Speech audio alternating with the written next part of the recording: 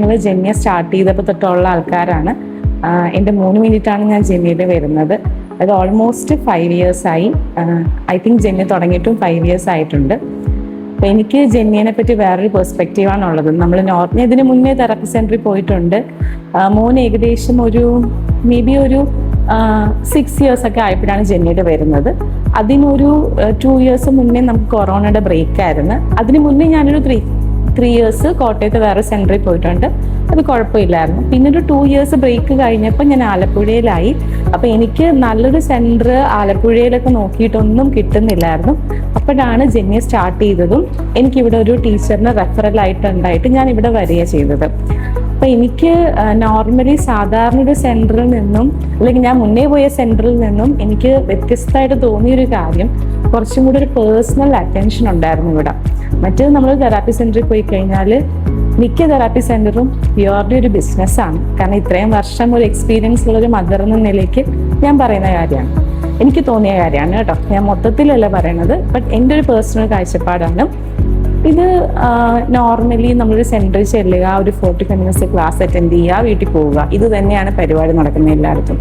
പക്ഷെ അതിൽ നിന്ന് വ്യത്യസ്തമായിട്ട് ഇവിടെ എന്താണെന്ന് വെച്ച് കഴിഞ്ഞാൽ ഇവിടെ പാരൻസിന് ഒരു പേഴ്സണൽ കൺസിഡറേഷൻ ഉണ്ട്. ഇപ്പം എൻ്റെ കേസിലൊക്കെ എനിക്ക് ഒരുപാട് ഇൻസ്റ്റൻസ് ഉണ്ടായിട്ടുണ്ട്. കാരണം ഒരു 6 വയസ്സുള്ള എൻ്റെ മോന് ASD ഫീച്ചേഴ്സ് ഉണ്ടായിരുന്നു.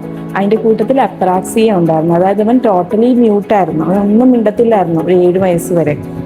അപ്പം അങ്ങനെയുള്ള ഒരു കിഡിനെയും കൊണ്ട് തെറാപ്പിക്ക് പോവുക അല്ലെങ്കിൽ സൊസൈറ്റിയിൽ നിൽക്കുക എന്ന് പറയുമ്പം ഒരുപാട് സ്ട്രെസ്സുള്ള കാര്യമാണ്. അതായത് 6-7 വയസ്സായിട്ട് എൻ്റെ മോൻ്റെ അഡ്മിഷൻ പോലും സ്കൂളിൽ എടുത്തിട്ടില്ല, അല്ലെങ്കിൽ എനിക്കൊരു സ്കൂളിൽ കൊണ്ടുപോകാൻ പറ്റുമോ, അങ്ങനെയൊക്കെയുള്ള ഒരുപാട് കൺസേൺസ് എനിക്കുണ്ടായിരുന്നു.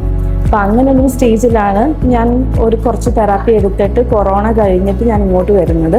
ആ സമയത്ത് എൻ്റെ മോൻ എങ്ങനെയാണ് ഒരു കാര്യത്തിൽ അറ്റൻഷൻ ഇല്ല, ഒന്നും വർത്താനം പറയത്തില്ല, അങ്ങോട്ടും ഇങ്ങോട്ടും ഓടി നടക്കുന്നു, ആര് വിളിച്ചാലും ശ്രദ്ധിക്കത്തില്ല, അങ്ങനെയുള്ള ഒരു സ്റ്റേജിലായിരുന്നു. അതായത് അപ്രാക്സിയ ഉള്ള ഒരു 90% കുട്ടികളും സംസാരിക്കത്തില്ല. അതാണ് ഒരു നോർമൽ സിനാരിയോ. അപ്പം അങ്ങനെ ഒരു സ്റ്റേജിൽ നിന്നാണ് ഞാനിവിടെ ജെന്യയിൽ വരുന്നത്. അപ്പോൾ ആ സമയത്ത് ഒരു പാരൻ്റ് എന്ന നിലയ്ക്ക് കുട്ടീനെക്കാട്ടി ടെൻഷൻ പാരൻസിനാണ്. അപ്പം അങ്ങനത്തെ ഒരു സിറ്റുവേഷനിലാണ് ഞാൻ നിന്നുകൊണ്ടിരുന്നത്. ഞാനിവിടെ വന്ന് തെറാപ്പി എടുക്കാൻ തുടങ്ങി. ഞാൻ ഉറപ്പിച്ച് പറയാം, one of the best OT department ആണ് ഇവിടെ ഉള്ളത്. OTയിൽ വെച്ച് തന്നെ തെറാപ്പി എടുത്ത് തന്നെ നമ്മുടെ കുട്ടികളുടെ ബേസിക് ആയിട്ടുള്ള സെൻസറി ഇഷ്യൂസ് എല്ലാവരും മാറ്റിത്തരും. എനിക്ക് ഒരുപാട് എൻ്റെ മോനെ സംബന്ധിച്ച് ഈ ശ്രദ്ധയില്ലായ്മ, അറ്റൻഷൻ ഇല്ലാത്ത ബേസിക് ആക്ടിവിറ്റീസ്, ഡെയിലി ആക്ടിവിറ്റീസ് ചെയ്യാൻ പറ്റുന്ന ബുദ്ധിമുട്ട്, അങ്ങനത്തെ എല്ലാ കാര്യങ്ങളും എനിക്ക് സോൾവ് ചെയ്യാൻ പറ്റിയത് ഇവിടെ വന്നിട്ടാണ്. അപ്പം അതൊന്ന് സോൾവ് ആകുമ്പോൾ തന്നെ നമുക്കൊരു സമാധാനമാണ്. കാരണം എൻ്റെ കൊച്ചിന് പബ്ലിക്കിൽ കൊണ്ടുപോകാൻ പറ്റുന്നുണ്ട്. അങ്ങനെയൊക്കെ ഉള്ള ഇമ്പ്രൂവ്മെൻറ്റ്സ് നമ്മൾ കണ്ടു തുടങ്ങി. പിന്നെ എൻ്റെ മോനെ അപ്രാക്സിയ ആയതുകൊണ്ട് അവൻ്റെ സ്പീച്ച് ഭയങ്കര ബുദ്ധിമുട്ടിയാണ് ഡെവലപ്പായത്. ബട്ട് സ്റ്റിൽ എനിക്ക് വളരെ പ്രൗഡ്ലി പറയാൻ പറ്റും, അവൻ എൻ്റെ അടുത്ത് സംസാരിക്കുന്നുണ്ട്, അവൻ്റെ കാര്യങ്ങളെല്ലാം സംസാരിക്കുന്നുണ്ട്. ഇപ്പം അവന് ഓൾമോസ്റ്റ് ഒരു 11 years ആയി. ഇപ്പോഴും ഞാൻ തെറാപ്പി കണ്ടിന്യൂ ചെയ്യുന്നുണ്ട്.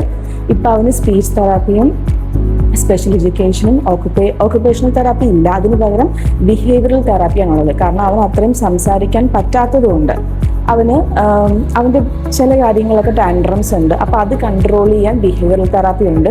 ഇതെല്ലാം ഇവിടെ നല്ല രീതിക്ക് എന്താ പറയുക, നമുക്ക് എന്ത് കൺസേൺ ആണോ അതിപ്പോൾ ഞാൻ തന്നെ പല പ്രാവശ്യം ഇവിടെ ഓക്കുപേഷണൽ തെറാപ്പിസ്റ്റായ കൃഷ്ണ മിസ്സിനോടും അഞ്ജു മിസ്സിനെയൊക്കെ എനിക്ക് ഓർമ്മയുണ്ട്, പല പാതിരാത്രിയും ഞാൻ ഇവർക്ക് മെസ്സേജ് അയച്ചിട്ടുണ്ട്. ഇവനിങ്ങനെ കാണിക്കുന്ന മിസ്സേ, ഞാൻ എന്ത് ചെയ്യണം? ഏത് രാത്രിയിലും മെസ്സേജ് അയച്ചാലും അവർക്ക് അറ്റൻറ്റീവായിരുന്നു. എൻ്റെ എല്ലാ പ്രശ്നങ്ങളും അവർ സോൾവ് ചെയ്യാൻ എൻ്റെ കൂടെ നിന്ന്. ഇപ്പം നോർമൽ ഒരു തെറാപ്പി സെൻറ്ററിൽ നിന്ന് ഇങ്ങനെ ഒരു ട്രീറ്റ്മെൻറ്റ് നിങ്ങൾക്ക് കിട്ടത്തില്ല. അവിടെ തെറാപ്പി എടുക്കുക, പോവുക, അത്രേ ഉള്ളൂ. ഇവരെൻ്റെ കൂടെ നിന്ന് എനിക്ക് ഏറ്റവും പേടിയുള്ളൊരു സംഭവമായിരുന്നു എൻ്റെ കൊച്ചിനൊരു സ്കൂളിൽ അഡ്മിഷൻ കിട്ടുക എന്നുള്ളത്. അപ്പം ഞാനൊരു കുഞ്ഞു സ്കൂളിലാണ് അവനെ വിട്ടിരുന്നത്. അവിടുന്ന് ഇവർ തന്ന ധൈര്യം വെച്ചിട്ടാണ് ഞാൻ ഇവനെ ഇവിടുത്തെ ഒരു ഗവൺമെൻറ് സ്കൂളിലോട്ട് ഷിഫ്റ്റ് ചെയ്യുന്നത്. അത് 12th വരെയുള്ള സ്കൂളിലാണ്. ഇപ്പോൾ ഇത് 2ാമത്തെ വർഷമാണ് അവൻ പോകുന്നത്. ഓഫ് കോഴ്സ് ഒരു ഷാഡോ ടീച്ചറുണ്ട്. പക്ഷേ 2nd year ആയപ്പോൾ അവൻ ഓൾമോസ്റ്റ് എല്ലാം സെറ്റിലായി. അവൻ ക്ലാസ്സിൽ ഇരിക്കുന്നുണ്ട്, അവൻ നോട്ട്സ് എല്ലാം എഴുതുന്നുണ്ട്. എക്സാം എഴുതാൻ പോകുമ്പോൾ ഞാനൊന്ന് കൂടെ പോയി അവനെ ഹെൽപ്പ് ചെയ്യണം. പക്ഷെ അല്ലാതെ വെച്ച് നോക്കുമ്പം അവൻ ഫാർ ബെറ്ററാണ്. കാരണം എനിക്കിപ്പോൾ വളരെ സ്ട്രെസ് ഫ്രീ ആയിട്ട് നിൽക്കാൻ പറ്റുന്നത് തന്നെ ജെന്യയുടെ വളരെ ഇൻഫ്ലുവൻസ് ഉള്ളത് കൊണ്ട് മാത്രമാണ്. ഇങ്ങനൊരു തെറാപ്പി സെൻറ്റർ ഇവിടെ ഇല്ലായിരുന്നെങ്കിൽ ഞാൻ ചിലപ്പം എനിക്ക് ഒരുപാട് ദൂരെ പോയി തെറാപ്പി എടുക്കാനുള്ള ബുദ്ധിമുട്ട് കൊണ്ട് എനിക്കിത് ഡ്രോപ്പ് ചെയ്യേണ്ട വന്നേനെ. അപ്പോൾ ജന്യ എൻ്റെ ലൈഫിൽ എനിക്ക് ഒത്തിരി എന്താ പറയുക ഒത്തിരി കടപ്പാടുള്ളൊരു സ്ഥലമാണ്. അപ്പോൾ ഇതാണ് എനിക്ക് ജന്യ വരാനുള്ളത്.